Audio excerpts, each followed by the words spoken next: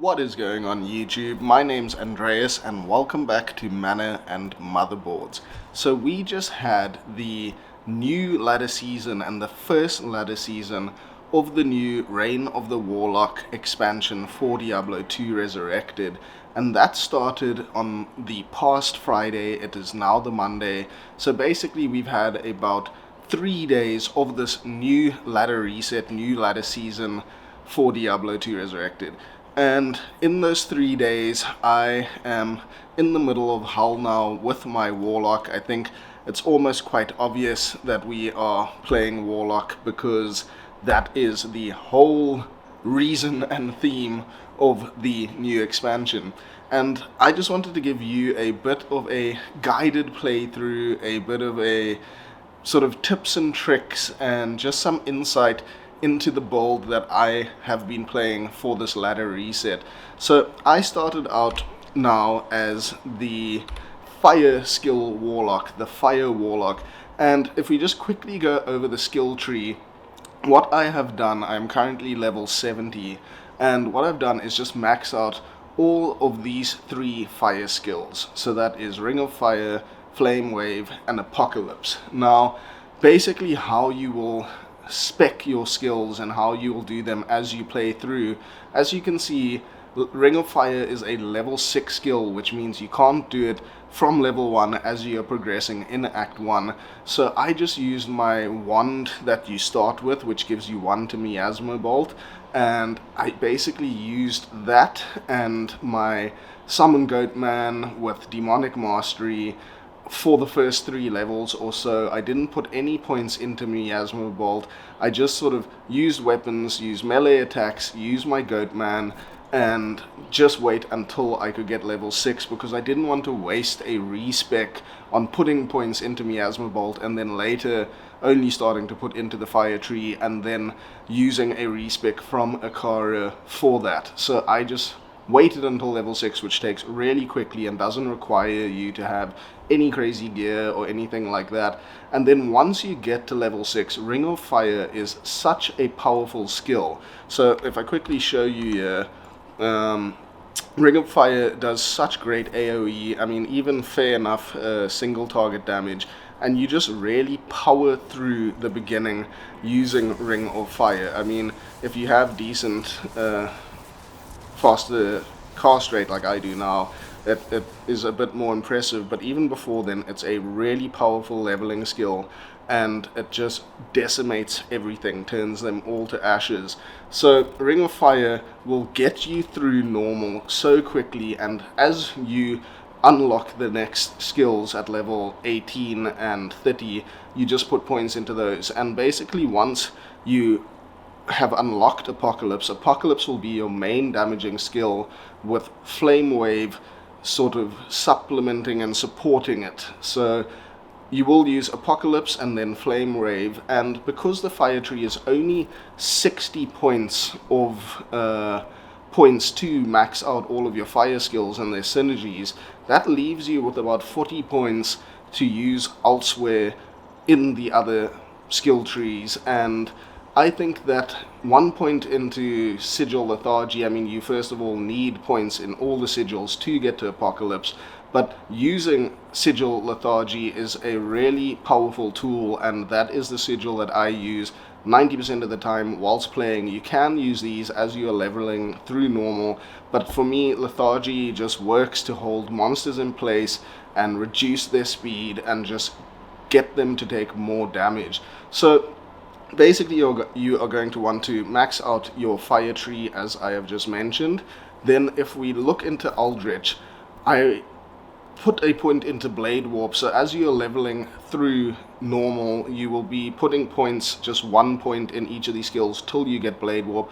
I also just put a point into Psychic Ward just to have an extra barrier. I think that will be a bit more important when we get a few more plus to skills, so that this can become a higher level, and it just gives you another barrier of defense and can be quite useful in the late game. So I put 1 point there, but we just basically want Blade Warp so that we can do our sort of pseudo teleport and just give us a bit more utility and mobility. So in the Eldritch tree, we just put one skill until we get to Psychic Ward and one in Psychic Ward, and then one skill into Blade Warp. And then your next big supplementary tree would be the Demon tree, which is one of the most powerful skill trees for the Warlock and has a lot of super strong skills. So as you are leveling through normal, nightmare, and into hell, you will be putting 1 point into each of the skills so that you can get to consume as well as bind demon. And with your plus to skills, which this build should have a lot of in the end game, this tree will become very powerful, and it's also where we will dump the majority of our extra skill points. So at the moment I'm just level 70, which means I've just maxed out all my fire skills, put the other in the Eldritch tree where I need them, and I've got one into each of the demon skill tree, and then I've just started to max out demonic mastery, which means putting a lot more points into demonic mastery.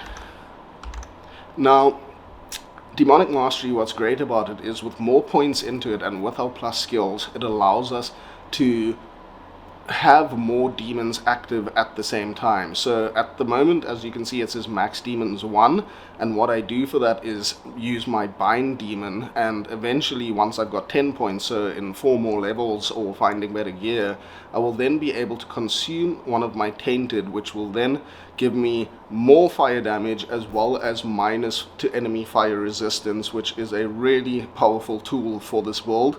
And then eventually, once I'm able to have 3 demons, I can also have a Defiler active to increase my AoE and sharing of damage by binding souls together, which the Defiler does. So eventually we will have a Consume Tainted, a Defiler, as well as our Bound demon, and I'm going to be maxing out Demonic Mastery, or not necessarily maxing it out, but I mean likely I will put most of my points into here, and that is to get a lot of damage, a lot of walk run speed, and a lot of attack rating and attack speed for my demons and my bound demon in specific.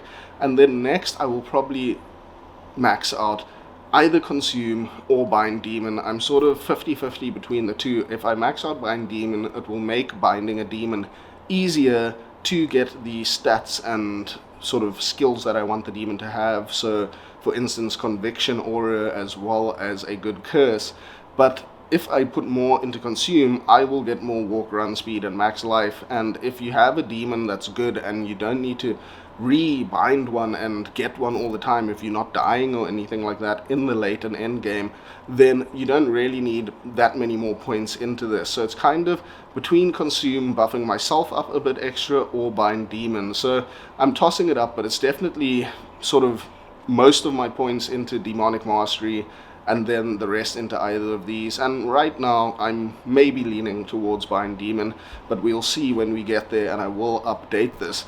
And that basically sums up our entire skill tree for this build as we are playing through. You just want to max out your fire skills and get them as strong as possible. Damage is your best offense and defense with this build, and this will carry you through normal and nightmare very easily. And as we get into hull, I will explain a bit more about that now.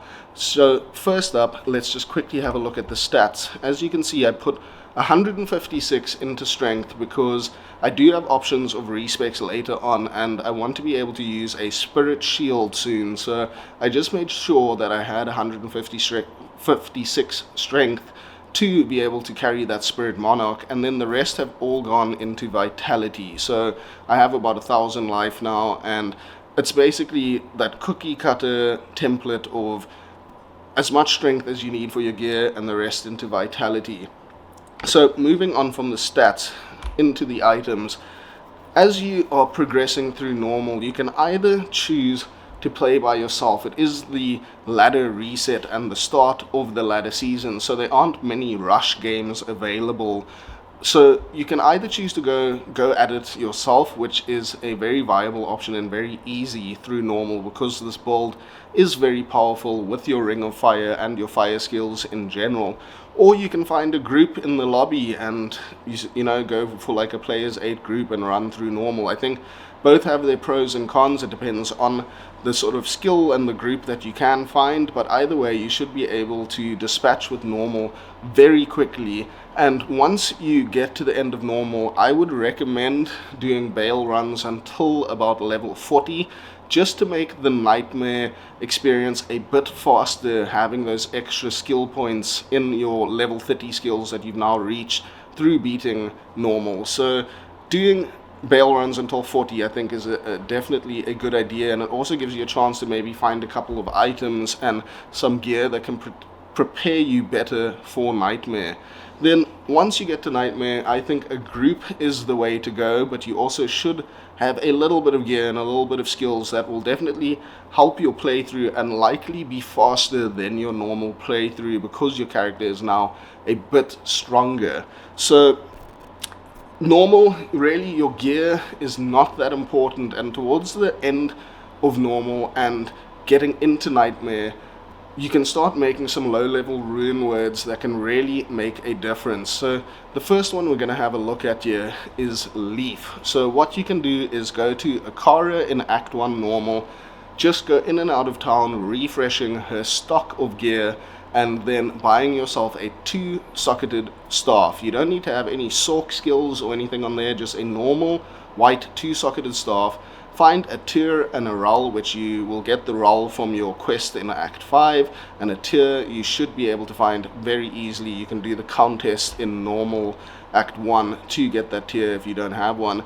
And this gives us 3 to fire skills, and also that mana after each kill, which is very useful, and it's just a really strong starter. I used this weapon for the whole of normal, and the whole of nightmare served me fantastically.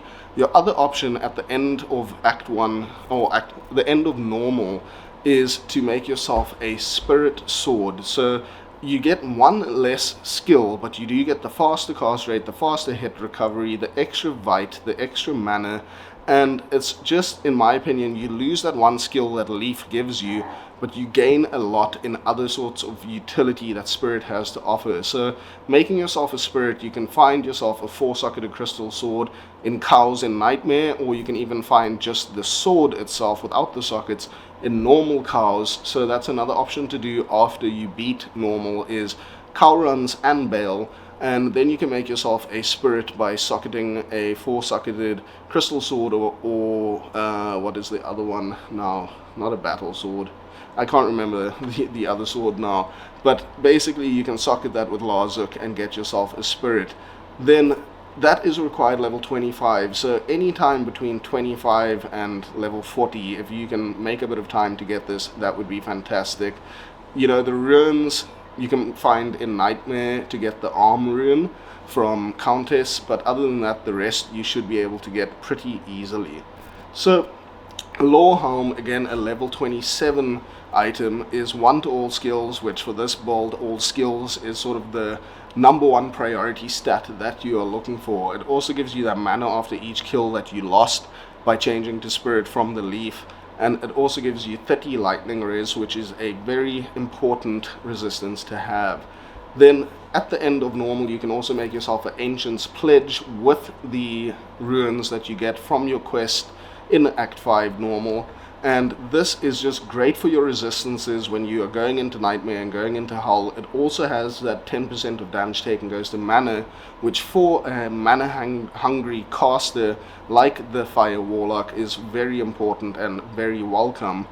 And sort of your first rune word I would aim to get is actually your Stealth in your chest plate, and that gives you the faster run walk, which is really useful for your playthrough, the faster cast rate, the faster hit recovery, regenerate mana, poison res. It's just such a powerful rune word and powerful item very early on in the game. So that would be the first item I would look at grinding for and sort of finding the runes for. And just as another side note, you can shop a helm with 2 sockets from Faria here in normal. You can shop a 3-socketed shield, so a kite shield or something like that. You can get a 2-socketed armor from Faria. So all of these things are very easily attainable, and excuse me. And Stealth again is just such a powerful rune word and a powerful item to have. Quickly switching over to the Merc, an insight as soon as you can get one. So this is required level 27, so the end of normal, beginning of nightmare. If you can find yourself any 4-socketed pole arm, the meditation aura that it gives you and the damage that it gives your Merc for any fire immunes you will encounter in nightmare is so crucial and so critical for this build that an insight is also one of the first things I'll try to get once beating normal. So onto the rest of the gear, I just have random assortments. The faster run walk on the treads of Chthon is very helpful and welcome. A Saigon's bolt, a faster cast rate ring, a resist ring on the other slot, a 1 to Warlock skills for my amulet, just resist charms that I've found along the way, and also doing nightmare cow runs is a great way to find some of these bases, some of these runes. I also found a rune and a Lem rune, I think, in the cows. And just to get yourself a lot of charms doing cows in nightmare once you've beaten nightmare is also very important. So this assortment of gear, if you have these rune words of law, spirit, stealth, ancient's pledge, if you have a leaf or something of that sort of level of plus skills and an insight, you are good to go. I am basically in the middle of Hull right now with this gear, and it is doing perfectly fine. And one of the reasons it's doing fine is a little bit of tricks in breaking immunes or dealing with them in Hull, which I will get to now. So you have a few options once you get to sort of mid-late nightmare as well as going into Hull in how you can break your immunes. Now, the first one is to skip immunes, and I think, there's certain immunes that you can skip, and it definitely is something I would suggest unless it is relevant to a quest. You should really just skip the immunes because they'll take too much of your time.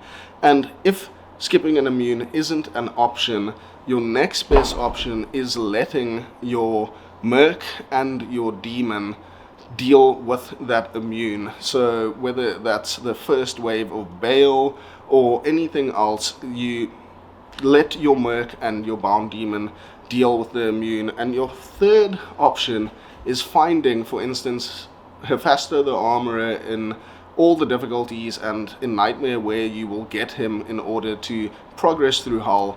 He always is aura enchanted, and you can just save and exit until you visit him and he has the aura that you're looking for, which is Conviction, and that's that green aura below him. And this will lower the enemy monsters' fire resistance, and most of them will be able to be broken, which will allow you to progress through Hull. And then you can use the other two methods of either skipping or letting your Merc and your Bound Demon deal with any immunes, and that is the method I'm using at the moment. And you can add another level of offense to this in the form of adding a lower resist wand, which you can shop in Act 5 for your hero on the offhand, and that will allow you to add the lower resist curse with your Conviction aura from Hephaestus or whichever Bound Demon you have that has the Conviction aura, and that will allow you to break the immunes that you need to progress through Hull. So at the moment I've had no problem going through Hull. It's really sort of been not an issue at all using those methods that I have just highlighted. So I think so far the Fire Warlock is doing really well as a ladder starter, and at the beginning of a season it really breezes through normal and nightmare. It does so much damage and is so powerful in the early levels. I mean, just your level 6 skill is just so powerful and has such great AoE, and your Apocalypse with that minus fire resist on it is really fantastic, and you do such great AoE and such great damage with your fire skills. I think it just has, just in terms of AoE in its own, compared to your Miasma skill tree, it just really has great AoE and can clear whole screens of monsters very easily. So the big thing for me now is Echoing Strike is obviously a very broken skill and a very powerful skill at the moment that I think almost everyone is speccing into Echoing Strike because it has the least immunes to deal with in Hull. It has the most damage. It is a very powerful attack. But that's not to say that your Miasma Bolt or your Fire Bolt are not strong as well. And although the meta will be sort of leaning towards Echoing Strike, I think that for the moment at least, I'm probably going to play Fire.